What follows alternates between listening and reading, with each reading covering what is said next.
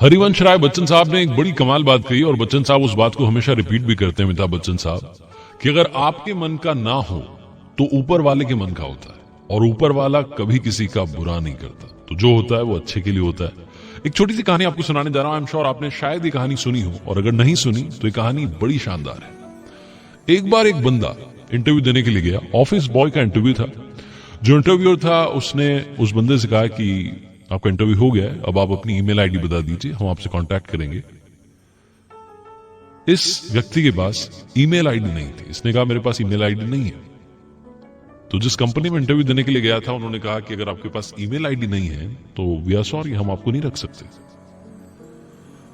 बेरोजगार आदमी, इसके पास कोई और ऑप्शन नहीं, वहां से निकल आया बाहर। और जब बाहर निकल आया तो समझ में नहीं आ रहा था कि जिंदगी जीने के लिए करूं तो करूं क्या।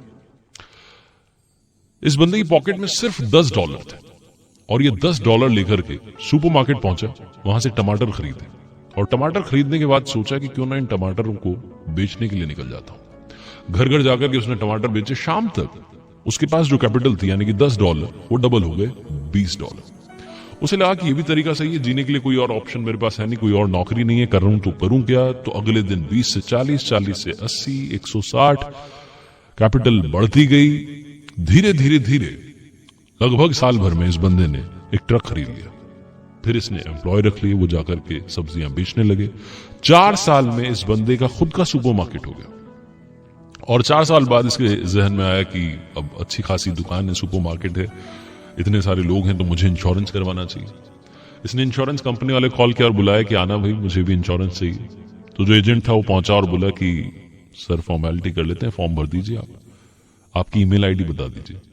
और इस बंदे ने कहा कि अगर ईमेल आईडी होती तो आज मैं यहां नहीं होता। जिंदगी में कई बार हमें हार मिलती है, जिंदगी में कई बार हमें वो नहीं मिलता जो हम चाहते हैं, और तब हम सोचते हैं कि हमारे साथ कुछ भी अच्छा नहीं होता। लेकिन शायद उस हार में कहीं आपकी जीत छुपी हो।